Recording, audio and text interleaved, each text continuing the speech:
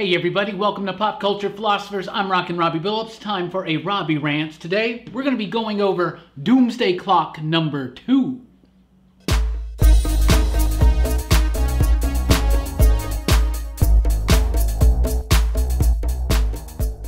That's right, everybody. We're going to be talking about this book right here, Doomsday Clock number 2, talking about it in full, showing images, spoiling everything that's in this book. So if you haven't read it and you don't want it spoiled, I would recommend that you stop watching this video right now. I'm just going to go right through this and we're going to talk about it because I loved this book. Made the pick of the week again. Issue 1 made the pick of the week. Issue 2 makes it the pick of the week. It's because this book is bold and daring, and it's something that a lot of people think that should be not touched because this is a sequel to The Watchmen. It's not before Watchmen. It's not anything like that. It takes the Watchmen events and moves them forward and sees what happens next. That's what issue 1 did. Issue 1 solely focused on what has happened in the world of the Watchmen. You find out that Ozymandias is still alive. Manhattan has left. The world has gone right back to crap. They're trying to get it better again. They're on the brink of nuclear destruction again. All this stuff. The marionette and the mime are introduced. There's a new Rorschach. All this stuff, right? And now in issue 2, it all starts happening. They go to the DC universe. This book excites me. I'm a huge DC Comics Books fan, and I have much respect for Alan Moore, Dave Gibbons, and what they did on The Watchmen. I am loving this. This is how comic book events are made. This is something huge. It feels huge. Each issue feels so important and just insignificant. And that's what I'm loving about this book. First of all, Geoff Johns is doing such an amazing job with the script. There are a lot of layers here. There's a lot of density in the script. For instance, in this issue, when they are talking about filmmakers and philosophers and writers, pay attention to who these people are. They thematically kind of go along with what Johns is doing with the script in Doomsday Clock. 2 issues in, he's doing an amazing job. Gary Frank's artwork is phenomenal. It's a revelation. It's brilliant. It's so much at times like, now he's doing a big tribute to Dave Gibbons, and he doesn't do exactly what Dave Gibbons does, but Gary Frank does what Gary Frank does, but he does it in tribute and honor to the work that Dave Gibbons did on The Watchmen, and it works so well. Gary Frank is an amazing artist, has been for a long time. If you never read the book Midnight Nation, you should read that book. That's a great Gary Frank book. Of course, Gary Frank worked on with Geoff Johns on some Superman titles that I just love, think they're phenomenal. So definitely, I love these 2 creators. They're doing such a great job. Let's get into it though, right? So it starts off and we're basically learning more about the Mime and Marionette.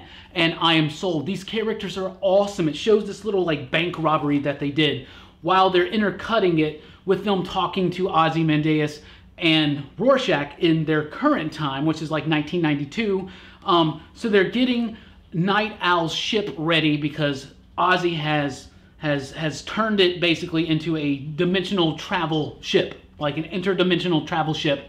So he's the smartest guy ever, right? So then, but this whole scene of the bank robbery, it has a point because it shows you why the marionette is so important to Ozzy's plan to get John, Dr. Manhattan, to come back to their world to fix it. So this scene in the bank is amazing, and it is seriously, this is how I think Harley Quinn should be handled, the way that Geoff Johns handles the marionette, the way that Gary Frank draws the sequences. It blows me away. These characters are very, very fascinating. I really, really dig that. The little bit where she cuts off the dude's finger, that cracked me up. Look at the sense of movement in that panel. This was just such a great scene and a great setup to explain that she was, you know, Dr. Manhattan shows up to stop this bank robbery, and Dr. Manhattan's usually not the subtlest of dudes. He usually just vaporizes people. At least that's what we see, right?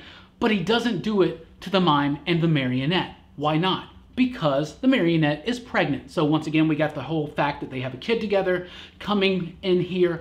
All this stuff that's been going on. If you look at the comic books, like Superman, if you look at some of the Batman Detective Comics and Action Comics, on some of that stuff, so much about fathers and sons. And that's kind of how they ended the last issue of Doomsday Clock, with fathers and sons, right? And there's this whole thing about parents and children, and that's going to come about. This is all thematically something relevant, I am sure. So Dr. Manhattan shows up, doesn't do anything, doesn't destroy them because she's pregnant. He has a moment of compassion. This harkens back to that moment in The Watchmen when the comedian kills the pregnant woman and John is just like flabbergasted. He's losing his innocence at that point. Even more of it, if that makes sense. Real quick about the Mime. The Mime is so crazy. Is that a real gun? Was that a real lockpick? Like, seriously, they're so interesting, intriguing, and it's what I think Harley Quinn and I think it's how Harley Quinn should be handled. I mean, seriously, look at the marionette. That's just a very, very intriguing characters.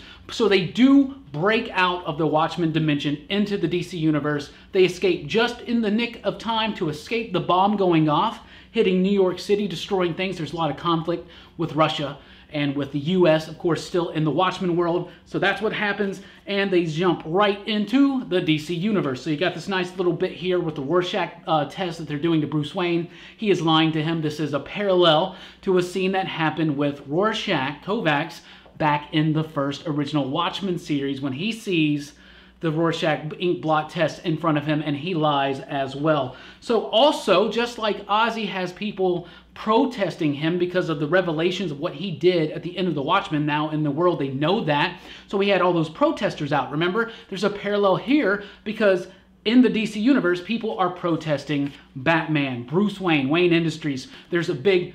This is very important to remember, by the way. The events in Doomsday Clock take place 1 year into the future of what is currently happening in the DC Comics. And then the comics in this year are going to catch up to the book, okay? So a lot of this stuff, it seems like it comes out of nowhere, like the LexCorp and Wayne Enterprises rivalry and all this stuff going on and the rise of the Superman theory. By the way, this is all very, very important stuff, but it's being built up to right now in DC Comics. Look what James Tynion IV has been doing on Detective Comics. He's been building this up, making Batman a force. Now people are finding out what exactly Bruce and his team have been up to in Gotham. People are protesting it. It's happening in Detective Comics. Read the one that came out today. The Victim Syndicate, by the way, who is the first victim? Is the first victim someone from the Watchmen? Wouldn't that be crazy? I don't know if it is, but we shall just see. But I really do believe that Detective Comics is setting up a lot of what's happening in this world right here. So first of all, I love that Luthor is the villain again. Luthor is back to being the corporate, greedy guy, super seedy, scientific madman, and it's back to that, and I love it, and I think that's great. So, we're here, we see Bruce, he's going through all this stuff, we learned this. So then Ozzy, Rorschach, Mime, and Marionette show up. That scene when it comes through the bat signal, it's awesome. They land in Gotham first. Ozzy discusses his plan that he's going to go and find the smartest men on the planet, on this world, and they're going to try to find John. They're going to explain to them what's going on, and they're going to see if they can get some help trying to find where Dr. Manhattan is. And they even have this discussion talking about how, like, for instance, Superman is a comic book in the Watchmen world, because they mention it. It's something that they used to do, and they don't really do it anymore. Seriously, there's some interesting stuff going on here, because what if Dr. Manhattan created the superheroes of the DC universe based on a comic book he read? Does that not harken back to Barry Allen's first issue as The Flash, where you see Flash comics, the Jay Garrick one, he's sitting there. I love this stuff. Grant Morrison really explains a lot of this kind of crazy comic book multiversal stuff in the book Multiversity. You should check that out if you want to. Anyway, so they lock Mime and Marionette up, but they do escape because Mime has his lockpick, and it's just so interesting to me. I'm loving this book. I'm gushing over it. And the artwork is so good. So they land in Gotham, of course. Ozzy identifies the smartest men on this planet as Lex Luthor and Bruce Wayne. So he sends Rorschach to go meet Bruce Wayne. He goes to meet Lex.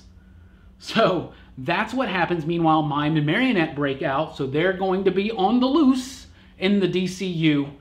That's so interesting. Rorschach shows up to Wayne Manor. Nobody's there, but there's a "Good morning, Bruce," a note from Alfred with some pancakes. Rorschach's going to eat Batman's pancakes.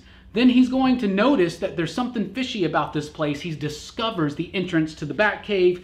He goes in there. He looks around, sees what's up. He trips a motion sensor. Batman's like, whoa, someone's in the Batcave. He rushes to the Batcave to discover what's going on. Rorschach sees all the stuff. He says a madman must live here. He sees all the trophies. It's such cool stuff, and it's neat.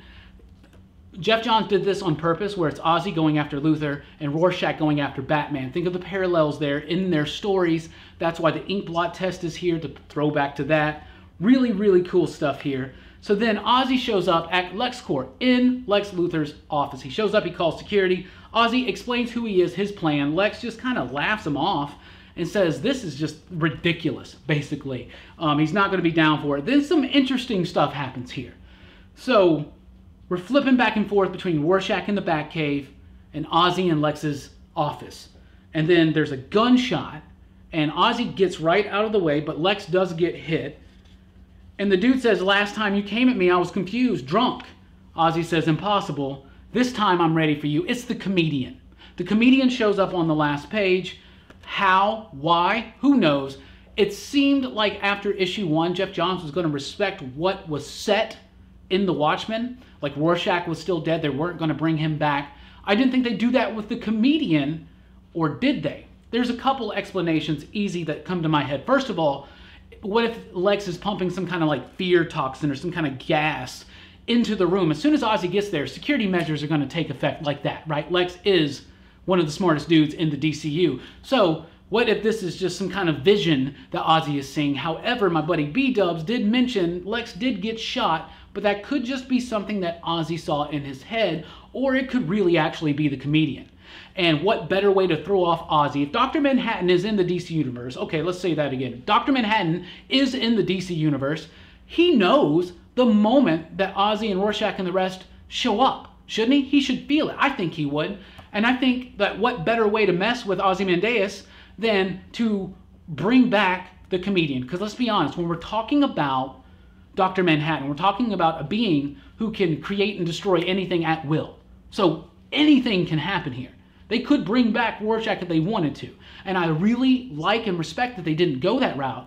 But the comedian also makes a lot of sense in how, like, to toy psychologically with Ozzy. Because I don't think Manhattan wants to be found. I don't think he wants to go back and save. I don't think he's going to be down to do what Ozzy and Rorschach want to do. Also, by the way, when they get there, the ship like has this crazy, like, they basically shipwreck, like, you know, like the Curse of the Black Freighter, right? So that's an interesting parallel as well. But Ozzy calls Rorschach by his first name, Reggie. Reggie. I think I 100% believe that this is Dr. Malcolm Long's child, some son he had, Reggie Long. We shall see. But the very last thing you see is Batman shows up in the Batcave. He comes face to face with Rorschach and he says, "You ate my breakfast." And Rorschach goes, "Yeah, I did. Loved it. Loved that ending. Thought it was great." Comedian comes back. What? Then you get that little brief comedic moment that is so perfect. This book was amazing. Like I said, there's a lot of parallels in here from the original Watchmen and to the DCU and what's going on there. Pay attention to the stuff in the back. They're explaining all this stuff. So what happens in this year of DC history that we're going to get to is that people are protesting Batman, people are protesting superheroes. They think it's a conspiracy now, that there are so many American superheroes, and it ties into this Superman theory stuff from Crime and Punishment. There is a lot of stuff there.